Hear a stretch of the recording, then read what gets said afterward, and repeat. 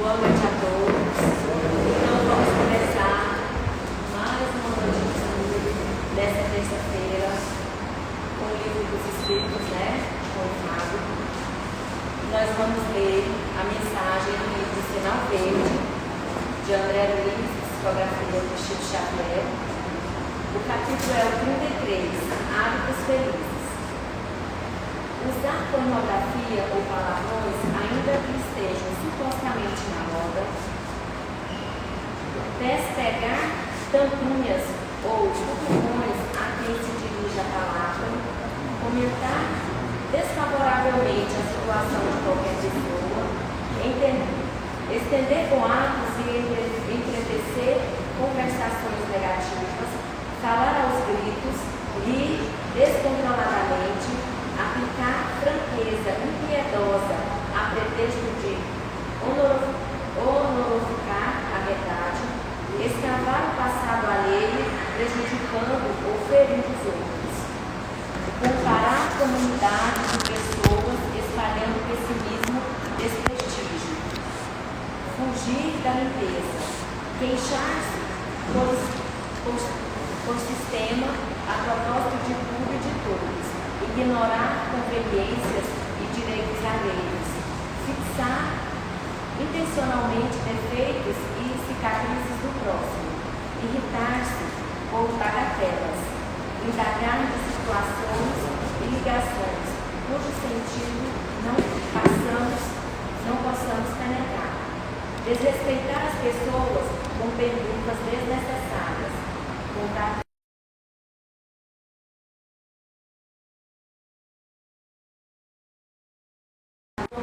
os circunstantes ou chicotear os ausentes, analisar os problemas sexuais, seja de quem seja, tentar conhecimentos fora de lugar e condições, pelo prazer de exibir cultura e competência, desprestigiar compromissos e horários, viver sem média, agitar-se a todo instante, comprometendo o serviço alheio, dificultando a execução dos deveres próprios.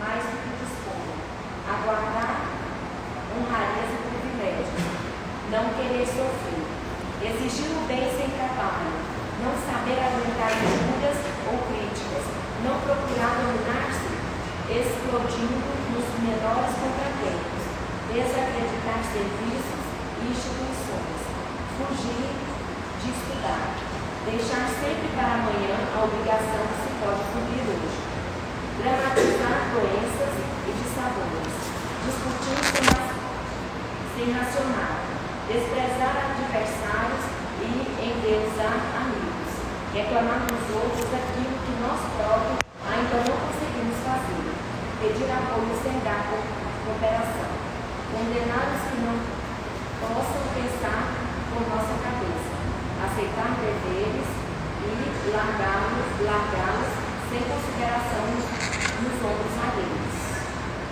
Então, para iniciar, vou chamar a Gabi para fazer a prece inicial.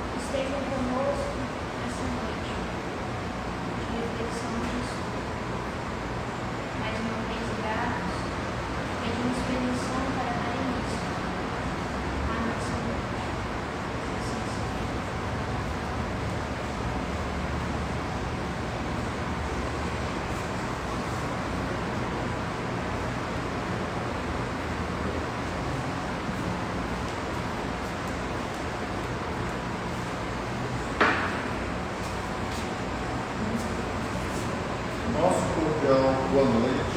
Quem está aí atrás está me escutando bem? Então vamos retomar a questão 155.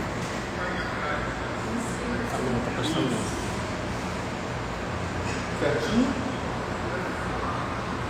Eu vou ler a questão 155 e 155A e possivelmente nós passaremos um bom tempo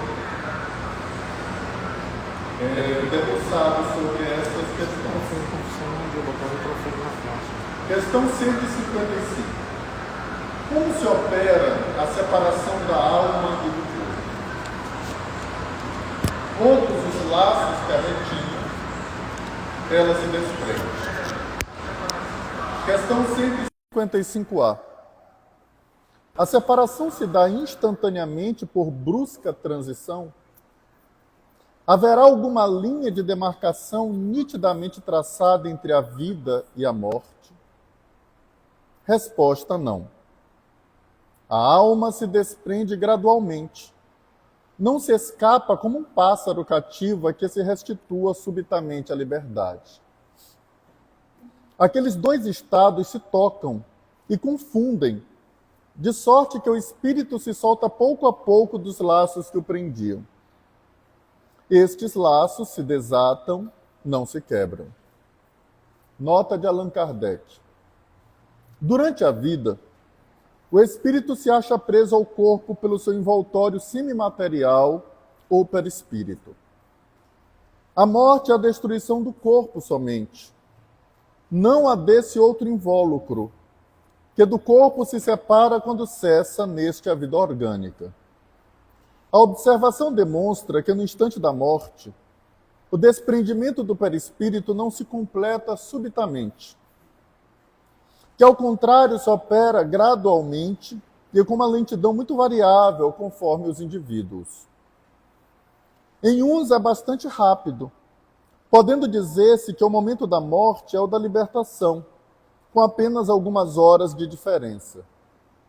Em outros, naqueles, sobretudo, cuja vida foi toda material e sensual, o desprendimento é muito menos rápido, durando algumas vezes dias, semanas e até meses, o que não implica existir no corpo a menor vitalidade, nem a possibilidade de volver à vida, mas uma simples afinidade com o espírito, afinidade que guarda sempre proporção com a preponderância que durante a vida o espírito deu à matéria. É, com efeito, racional conceber-se que quanto mais o espírito se haja identificado com a matéria, tanto mais penoso lhe seja separar-se dela.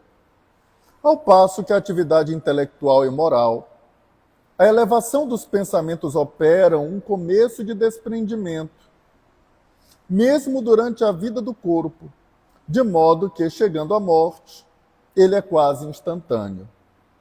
Tal o resultado dos estudos feitos em todos os indivíduos que se tem podido observar por ocasião da morte. Essas observações ainda provam que a afinidade persistente entre a alma e o corpo, em certos indivíduos, é às vezes muito penosa, porquanto o espírito pode experimentar o horror da decomposição. Este caso, porém, é excepcional e peculiar a certos gêneros de vida e a certos gêneros de morte. Verifica-se com alguns suicidas. Vamos analisar essas questões. Tem coisa. Inicialmente, 155 e 155A. Quando nós lemos a nota de Allan Kardec, talvez possamos aqui estabelecer uma distinção entre morte e entre o desprendimento do perispírito em relação ao corpo físico. Por essa nota, nós vamos percebendo que a morte, como é entendida em uma perspectiva médica, ela foca muito mais no funcionamento dos órgãos vitais, ela foca muito mais no vitalismo do que necessariamente em uma ligação do espírito com o corpo físico. Então, isso é importante de destacar, sob pena de termos aí uma dificuldade de compreensão dessas questões. A morte ainda é um mistério em seu exato momento para a própria medicina. Não há muita clareza, muito embora ela já foi muito mais desconhecida no passado do que é conhecida hoje. O Conselho Federal de Medicina tem resoluções, especificamente uma resolução, que trata de identificação da morte, estabelecendo desde exames clínicos até exames de imagem. Nós temos ali um protocolo a ser seguido. E ainda assim, há quem diga que ali ainda não é necessariamente ou exatamente um diagnóstico de morte, mas às vezes um prognóstico. Já que, em algumas situações, o que acreditávamos não ter vida tinha, e houve retorno do indivíduo que acreditávamos estar morto. E isso ainda está mergulhado em um limbo tão complexo que algumas expressões médicas, a exemplo da ressuscitação na utilização de desfibrilador, da ideia de que apenas a ausência, por exemplo, de sinais elétricos, eletroencefalograma, ainda é insuficiente para se ter certeza da morte.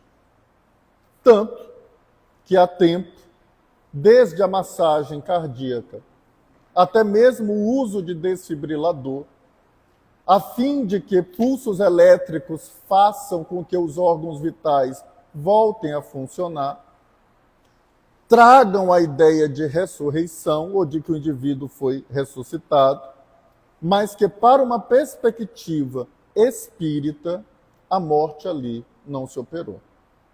Na verdade, ainda havia vida orgânica, o espírito ainda estava ligado ao corpo, e é por isso que houve a reanimação, inclusive desses sinais elétricos.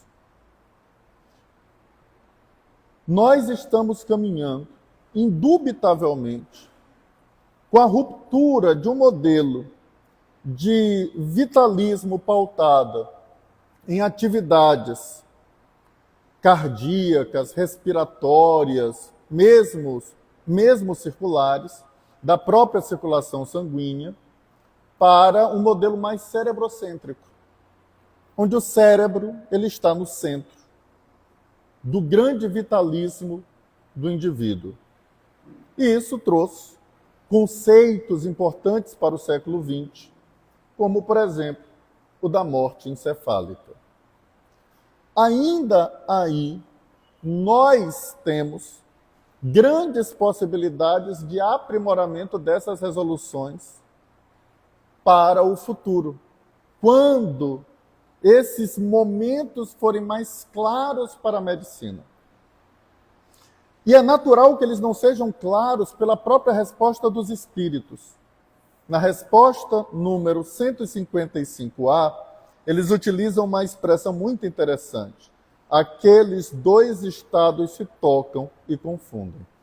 Em algum momento, vida e morte se tocam e se confundem. Estarão ali como duas circunferências que se tocam em dois pontos, formando uma intersecção.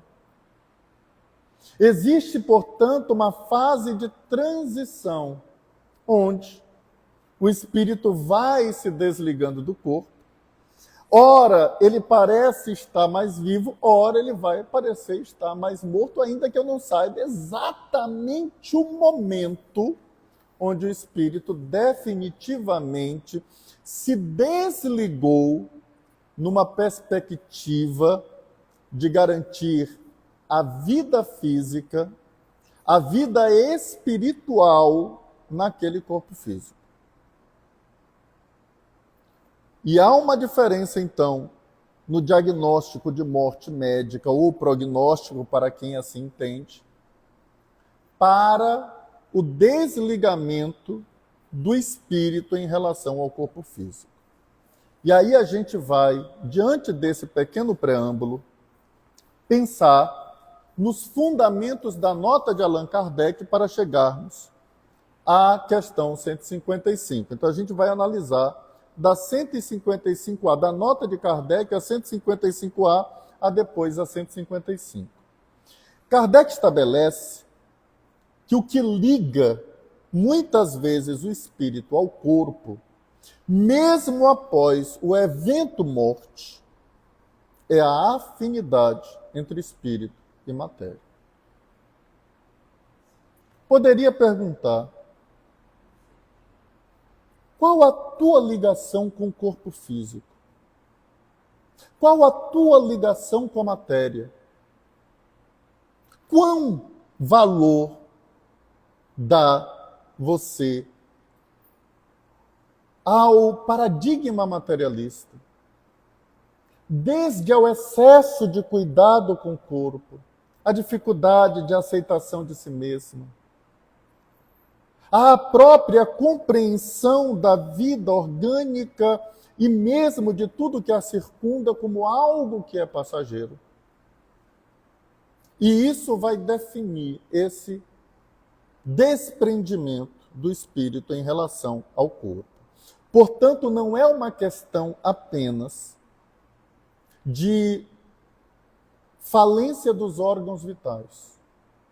É uma questão de afinidade.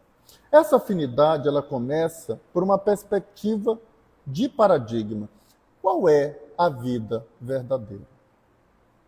Se para mim a vida verdadeira é essa, e a do mundo espiritual, ela não é a verdadeira, e ela ainda expressa dentro de mim finitude, acabou a vida, tudo acabou. Qual é a minha inclinação? Ainda que do espírito inconsciente, manter-se ligado ao corpo, porque essa é a realidade que eu conheço. Isso é que eu enxergo dentro da minha caverna platônica. Eu não consigo conceber algo fora dessa caverna platônica. Essa é a minha realidade. Então, se eu me reconheço assim, eu quero me prender a esses laços. E aí a gente vai ver essa questão da afinidade, como Allan Kardec muito bem coloca, e a gente vai ver essa distinção, então, da morte em relação ao desprendimento. Ele vai dizer o seguinte: em uns é bastante rápido, podendo dizer-se que o momento da morte é o da libertação, com apenas algumas horas de diferença. Em outros, naquele sobretudo cuja vida foi toda material e sensual, ou seja, se a vida é material, é porque eu tenho uma ligação com a matéria. A matéria para mim é importante. Desde o meu cabelo, desde o meu rosto, desde o meu corpo que lembra mais o de um deus grego, desde tudo aquilo que me preocupa com a matéria. A vida é toda material, ou seja, o paradigma da vida é a matéria. Toda material e sensual, e a sensualidade, ela tem razão de ser por causa da matéria. Ninguém tem cintura de pilão se tivesse formato de luz. Então é pela percepção da matéria que a vida é sensual.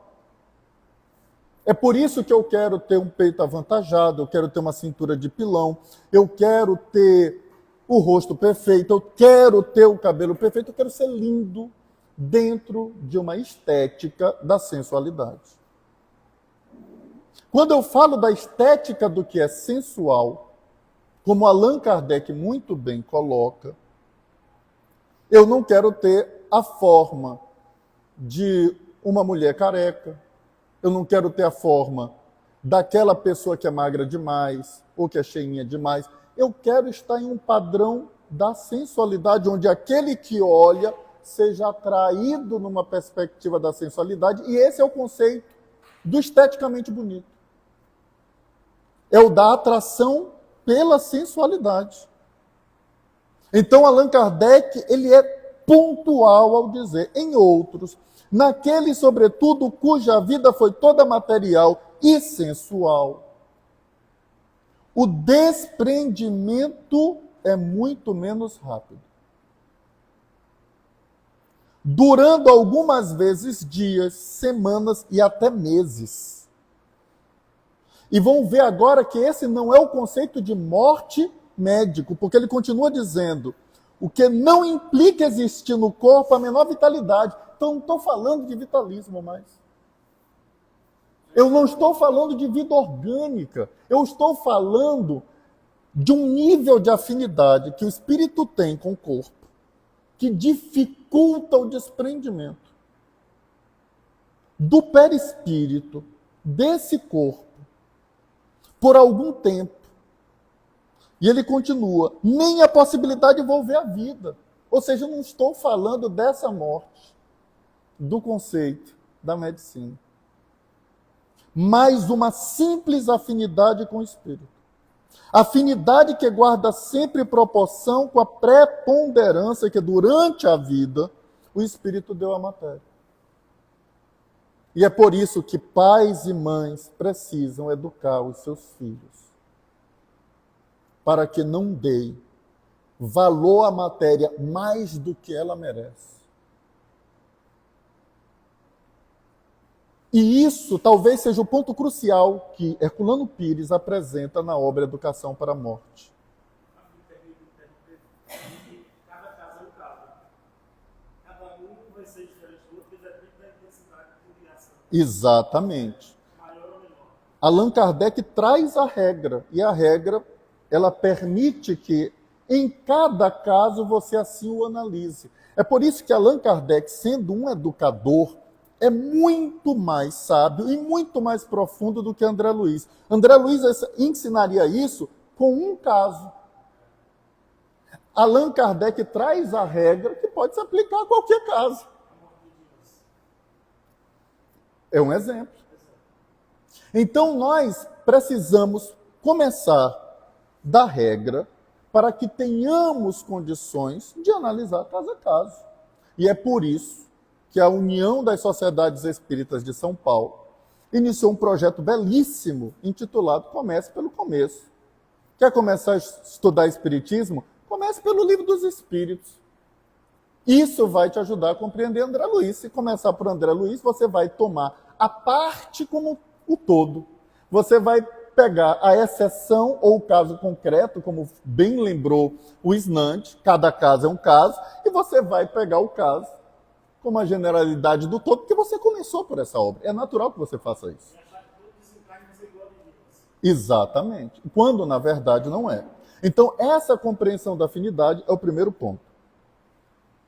Educação para a morte é uma educação de como eu desconstruo esse excesso de afinidade para a matéria.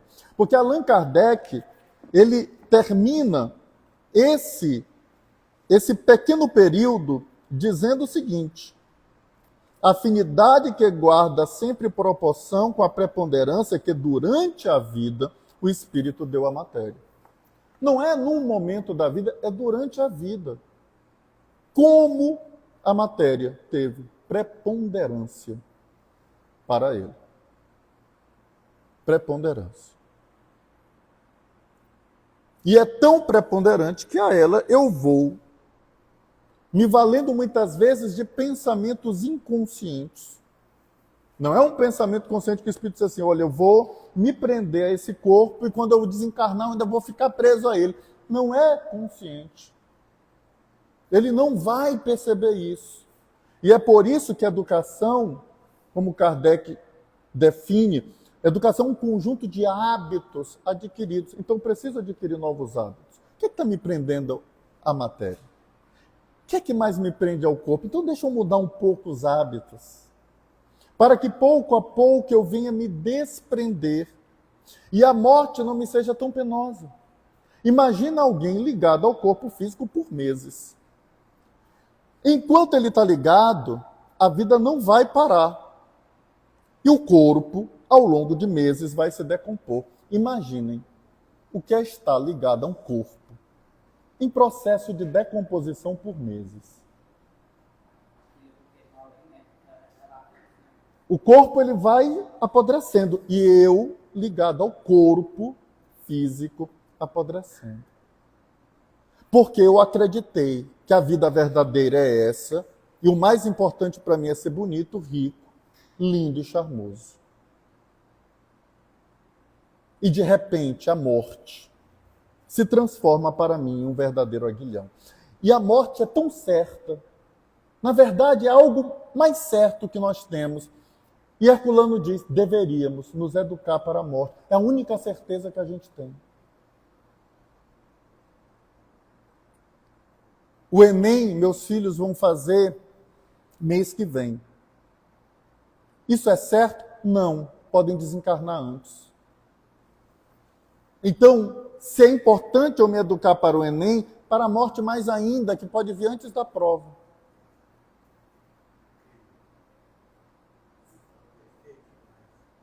Portanto, é necessário construir uma vida em que eu trabalhe essa desconstrução de afinidade da matéria ao ponto de, no momento da morte, o desprendimento ser igual a de um pássaro que sai da gaiola. O pássaro que sai da gaiola e reconhece a gaiola como gaiola. Ótimo, continuo com a vida pujante e não olho mais para trás.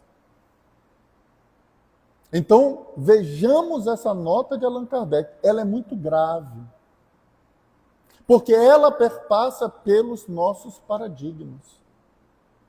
A morte pode ser a sua ou de um ente querido. Quanto mais materialista, maior a dor, maior a aflição. Quanto mais espiritualizado e mais você está desligado da matéria, quanto menos a matéria te confrange, menor é a dor, menor é o sofrimento. Porque se um carro, por exemplo, ele pega fogo, mas eu sei que o motorista não pegou fogo com o carro, ele saiu do carro, está bem.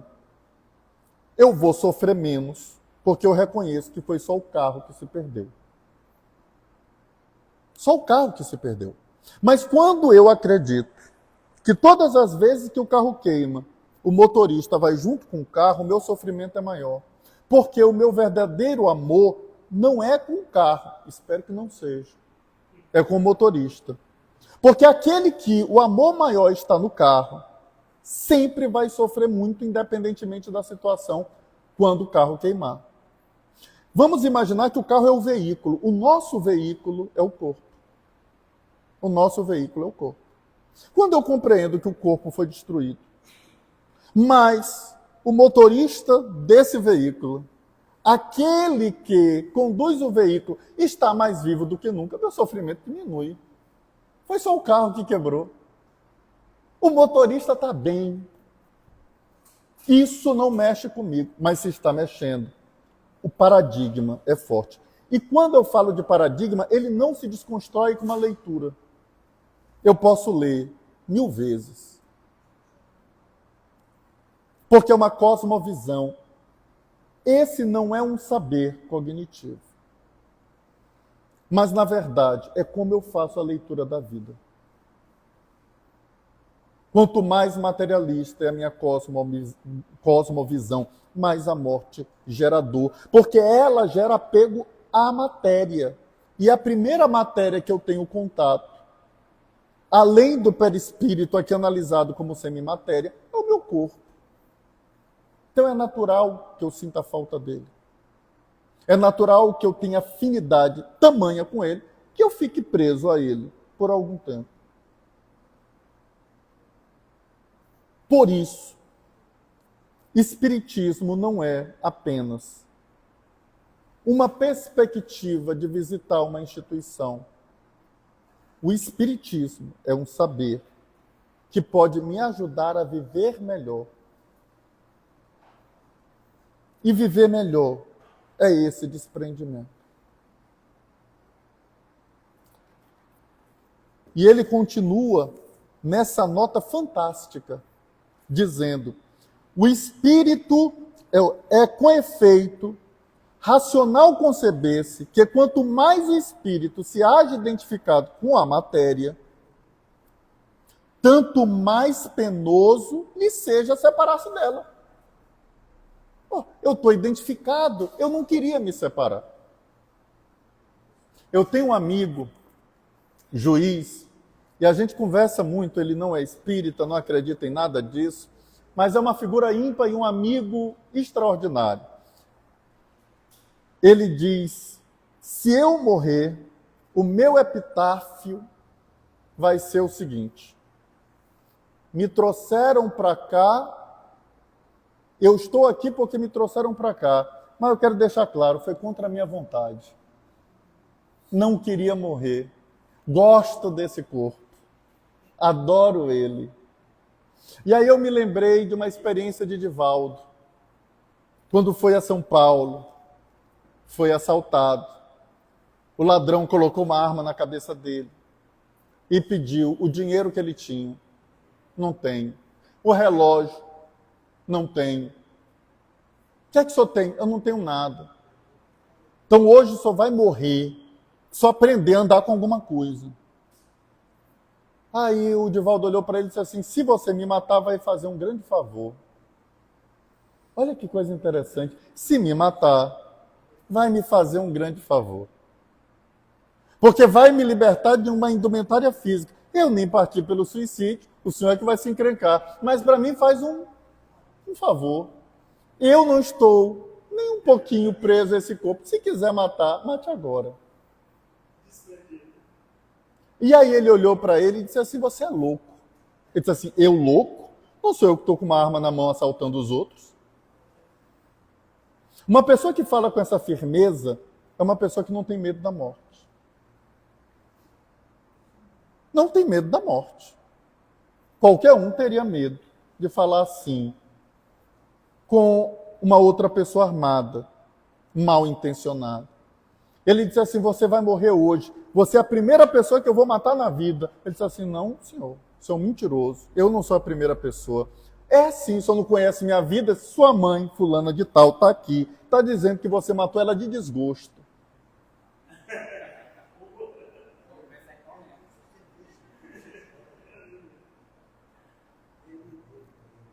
E a vida vai ganhando um novo sentido, um novo significado. Eu tenho uma outra amiga que disse que o epitáfio seria: eu aguentei foi muito e ainda fui simpática. Mas, para além dos gracejos e de como nós conduzimos a nossa vida, é muito importante a construção de um desprendimento da matéria.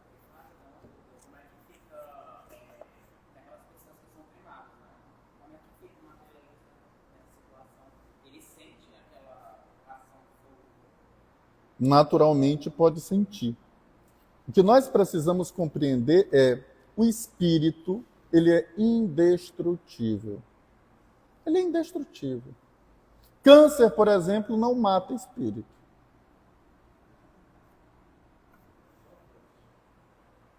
Bala não mata espírito. Todos os cristãos que morreram queimados não morreram. O espírito continua. Pode ser bem queimado, mal queimado, a vida sobrevive à destruição do corpo.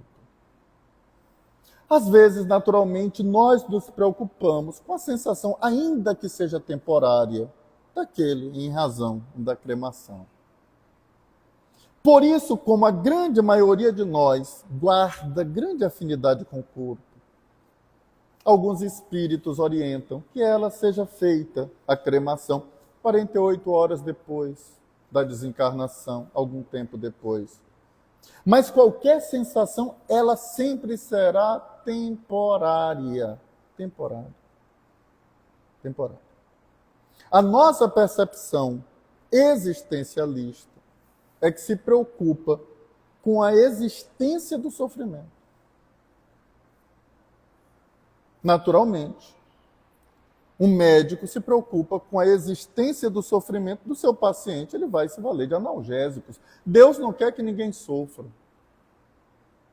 Tem analgésico endovenoso, tem carrinho de anestesia para fazer cirurgia. Nós temos uma série aí de equipamentos para lenir dores, para diminuir dores.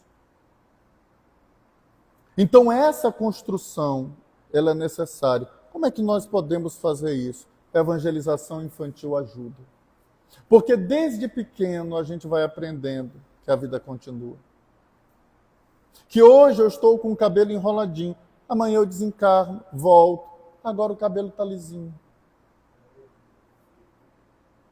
Hoje eu sou menino, amanhã eu posso ser menina. E nós vamos aprendendo que a vida principal não é a da existência física. Não é. Por isso essa questão ela é importante. Porque ela é uma questão que trata de paradigma. Essa afinidade é baseada na cosmovisão que temos. Na cosmovisão.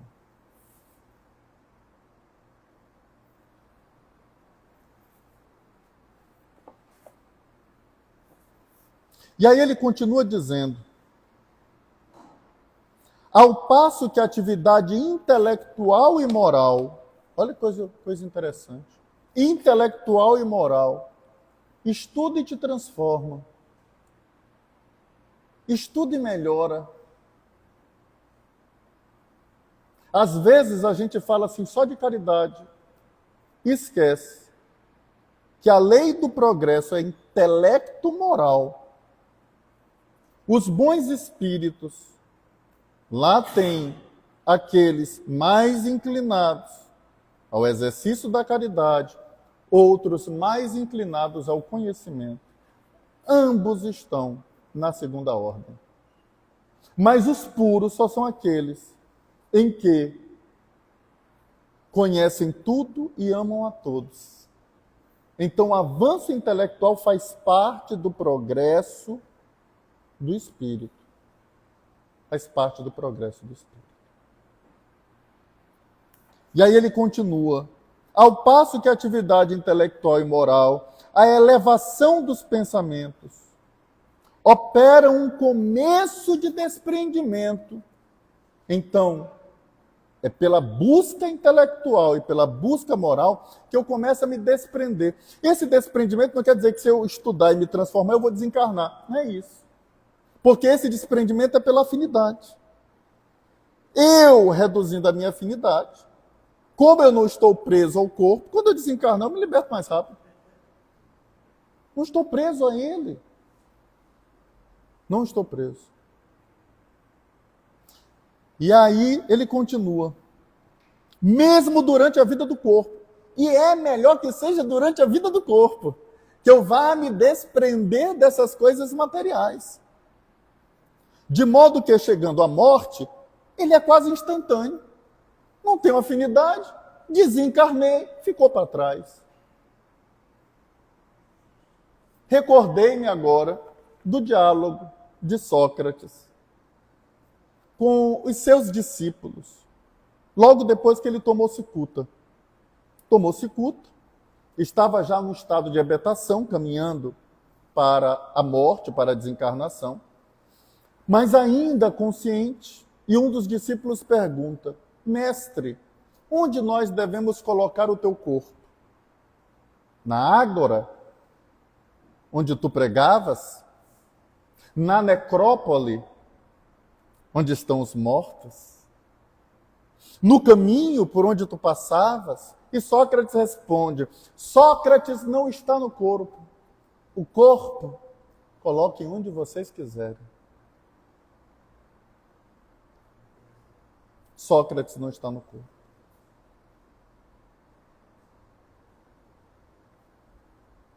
Nós não somos o veículo. Quando nós falamos de personalidade, numa perspectiva de leis naturalmente materialistas, porque o Código Civil não concebe a imortalidade da alma para estabelecer suas regras, o rosto é direito de personalidade. A imagem que eu tenho de mim. Olha que coisa interessante. A palavra personalidade vem do grego persona, que significa máscara. A máscara não sou eu. Eu estou com essa máscara hoje, amanhã eu deixo ela, quando eu reencarnar, uso outra. Hoje eu protejo esse direito de personalidade. Amanhã pode ser outro, porque a imagem não vai ser a mesma. O direito ao nome. Olha que coisa mais existencial do que nome. Hoje é Gabriela. Desencarnou, reencarnou, batizaram de Manuela. Acabou. Gabriela não existe mais. O que existe agora é Manuela. Gabriela fazia parte de uma existência.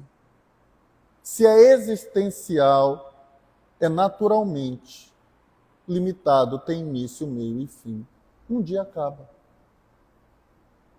Então um dia acaba o rosto. Quem for debruçar-se sobre as minhas vidas passadas vai encontrar muito rosto diferente. Um pretinho, um branquinho, um azulzinho, um baixinho, um gordinho, um alto. Isso não é o mais importante. É que nem a pessoa que gosta e se vincula a carro. Qual é o objetivo de um carro? Levar um indivíduo mais rápido de um lugar para o outro. Você vai mais rápido de carro do que a pé. Não interessa se é o carro A, B, C. Se ele cumprir esse papel, está bom. É a mesma coisa o corpo. O importante é que o corpo cumpra o seu mistério. Qual o objetivo do corpo? Eu mergulhar na indumentária do mundo. Eu utilizá-lo como escafandro. E nessa perspectiva, evoluir. Tem uma das obras de André Luiz, eu não me recordo agora o nome, em que uma jovem estava analisando os protótipos de corpos. E ela vê um corpo belíssimo. E ela disse assim: eu não estou indo para a Terra para participar de desfile de moda ou de ser modelo. Por favor, altere aí a minha tireoide para que, em razão de alterações hormonais, eu tenha pelo menos uma gordurinha na cintura, uma barriguinha, uma certa projeção. Porque, de repente, a beleza física pode ser minha derrocada. Porque, de repente, a beleza física pode mais me atrapalhar no objetivo de uma reencarnação, que é progredir, que é necessariamente ajudar.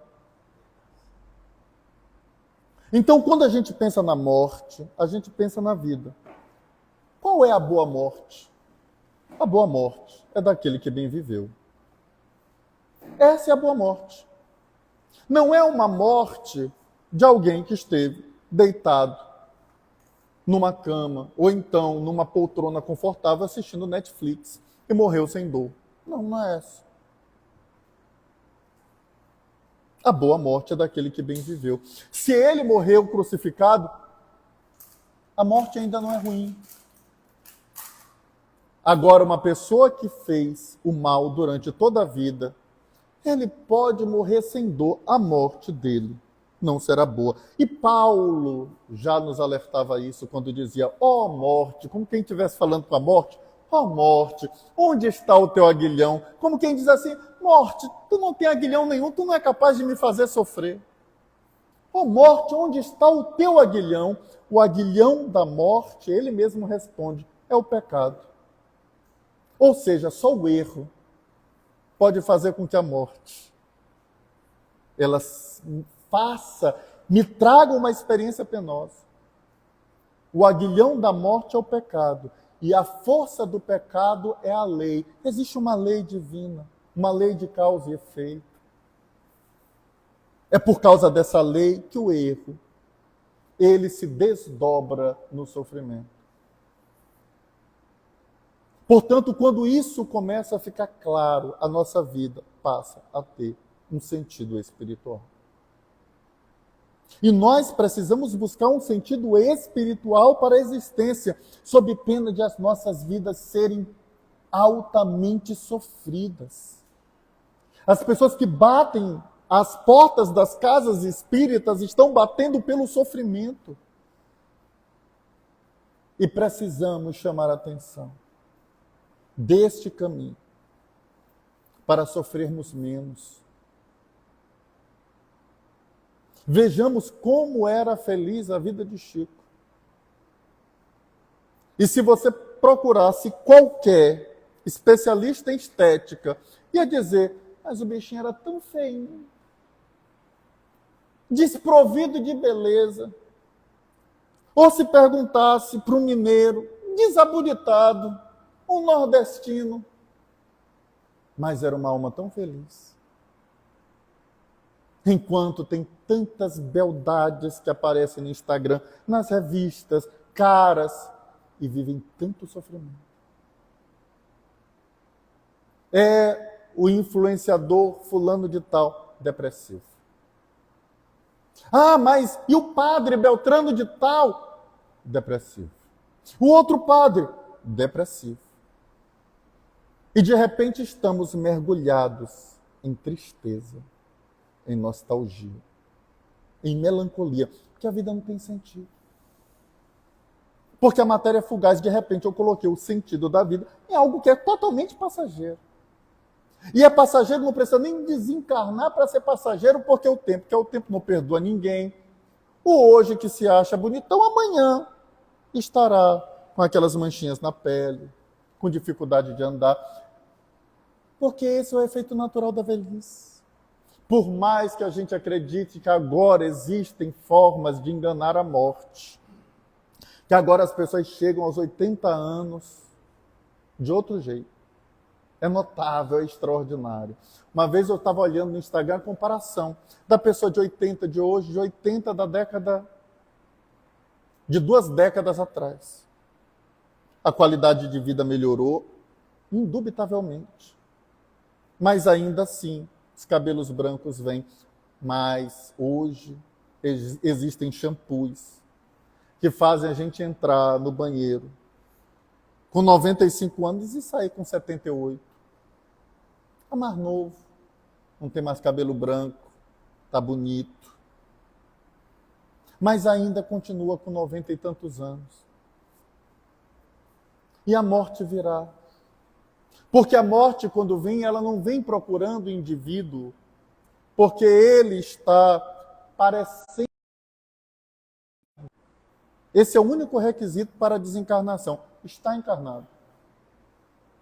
É o único requisito. Tem esse requisito, foi preenchido, você está no grupo de risco da desencarnação. Estamos todos aqui, fazemos todos parte do grupo de risco. Todos vamos desencarnar.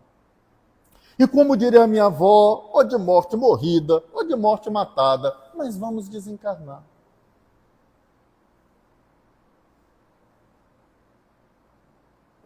E precisamos pensar nessa perspectiva de uma educação para a morte.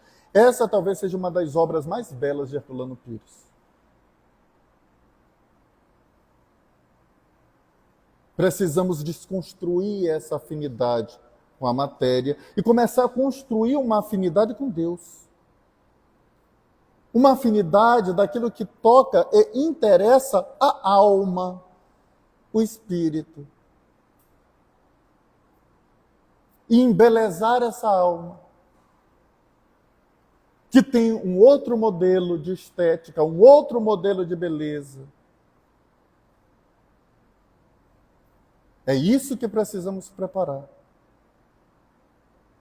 Por isso essas questões são tão importantes. E foi por isso que eu disse que possivelmente passaríamos nosso encontro inteiro com apenas 2 questões. Porque elas são muito importantes para encontrarmos sentido de vida. Fábio, assim como tem gente que demora, o Sansão deu comunicação deficiente. O exemplo de Sansão e suas comunicações na obra O Céu e o Inferno, grande amigo de Allan Kardec, trabalhador da Sociedade Parisiense de Estudos Espíritas, porque os espíritas somos diferentes. Imaginem Sansão chegando para Kardec.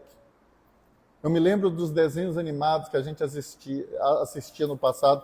Ele chega para Kardec e diz: Kardec, quando eu desencarnar, logo na desencarnação, logo depois, me evoque. Em nome da ciência, me evoque. Para sabermos do meu depoimento, de como estou, como é que foi o passamento, me evoque.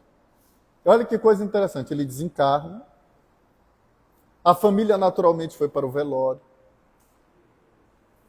E os velórios são velórios desde quando o mundo é mundo. E ali, naturalmente, há momentos de muita emoção, recordação, lágrimas. Enquanto isso, na sala de justiça, em outro ambiente, estava nosso querido Kardec, evocando o morto, que o corpo ainda nem tinha esfriado. O corpo ainda estava quente. Alguém poderia, materialista, dizer: homem desse não tem nem sentimento, não tem respeito aos mortos. Respeito tanto que converso com eles. O meu respeito é tão grande que se eles me perguntam, eu respondo. Dialogo com eles, porque para mim, eles estão mais vivos do que nunca. E ele então evoca, Sansão fala da experiência da perturbação espiritual, estudaremos mais na frente. Fala de como se sentia, da dificuldade inclusive de organizar o pensamento. Me evoca daqui a uma semana. Uma semana, estou bem melhor. Agora consigo enxergar e perceber tudo claramente. Tão pouco tempo para ele recuperar toda a sua percepção, que demonstra que ele não guardava afinidade com a matéria. Então, em poucos dias, ele se desprende do corpo. Isso não quer dizer que a morte aconteceu uma semana depois. É isso que é necessário que fique claro. Essa questão não está tratando do momento da morte. E foi por isso que iniciamos o nosso discurso com o conceito de morte, dentro de uma limitação do nosso conhecimento, que nem da área médica a gente é. Para estabelecermos distinções entre essa visão de morte e o desprendimento do espírito do corpo, porque mesmo depois, sem vitalidade, meses depois de enterrado o espírito, ainda pode estar ligado ao corpo. É essa a clareza que precisamos ter. E essa palavra afinidade de Allan Kardec precisa ser profundamente refletida por nós espíritos. Porque, como diria Bezerra de Menezes, em comunicação dada, no segundo final de semana de novembro de 2017, no Conselho Federativo Nacional, na sede da FEB em Brasília, o materialismo se faz presente nas instituições humanas E nem mesmo as religiosas escapam de sua capacidade camaleônica. Dentro de centro espírita tem visão materialista.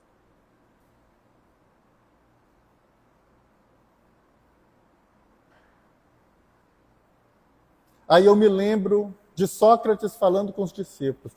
Já houve centro espírita em que o espírito teve que se comunicar fora do centro espírita, porque o centro espírita estava ocupado velando o corpo. Enquanto Sócrates dizia, o meu tu pode jogar em qualquer lugar, Sócrates não está no corpo. Isso aqui não é importante para mim. E Bezerra de Menezes se comunicando em um hotel. Porque o centro estava ocupado. Com o corpo. Vejam bem. Vejam bem. Que paradoxo. Então a gente vê materialismo até dentro de instituição espírita. E é por isso que nós precisamos, para além de ler textos, precisamos viver essa mensagem. Precisamos trabalhar por essa desmaterialização, na falta de uma palavra melhor, por esse desligamento, por essa redução de nossa afinidade com a matéria, ou pela mudança do paradigma materialista para um paradigma espiritualista. Quem olha as minhas reações diante da morte podem pensar que eu sou insensível. Eu não sou, eu só sou espírita. Espírita seja o nome do teu nome. Espírita seja o nome de tua instituição. Que essas orientações de Emmanuel na obra Religião dos Espíritos possa também nos orientar no momento da morte, da provação e da compreensão de que a vida continua, mostrando que a dor, ela pode ser lenida a partir do paradigma, a partir do ângulo, a partir do prisma que nós vemos a vida. Sem perdermos a sensibilidade, o acolhimento e o amor para com quem sofre. Esses merecem o nosso consolo, o nosso abraço. Que Jesus nos abençoe.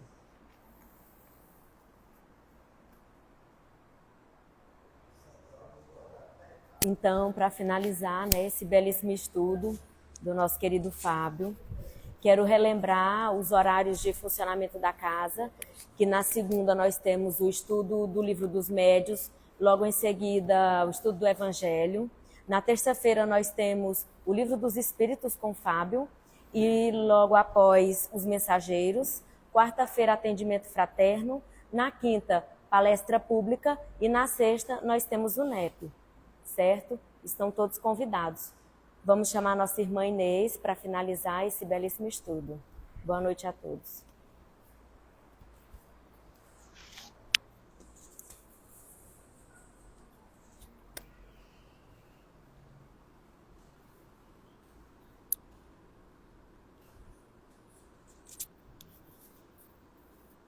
Queridos irmãos, queridas irmãs, vamos elevar os nossos pensamentos até o Cristo, pedindo a Ele que nos receba de braços abertos, como sempre o encontramos, para que diante do seu amor possamos compreender e trazer para a nossa vivência diária os ensinamentos desta noite. Que possamos, no amor do Cristo, compreendermos qual é a nossa vida verdadeira, qual o significado da nossa vida, da nossa verdadeira vida. Que o Cristo possa nos abençoar, possa nos dar tranquilidade para que continuemos caminhando em cumprimento das nossas tarefas aqui na Terra e também em consonância com os nossos benfeitores espirituais, que a misericórdia de acréscimo do Cristo nos permite ter. Obrigada, Mestre querido, pelos ensinamentos da noite e obrigada pelo carinho, amparo e amor com que cuida de cada um dos teus filhos, quer esteja encarnado ou desencarnados. Abençoa a todos nós, a todos os presentes e a todos aqueles que conosco se encontram, quer em pensamento, no nosso cotidiano, presencialmente ou por afinidades. Ser conosco, Mestre, em todos os dias de nossas vidas. Que assim seja.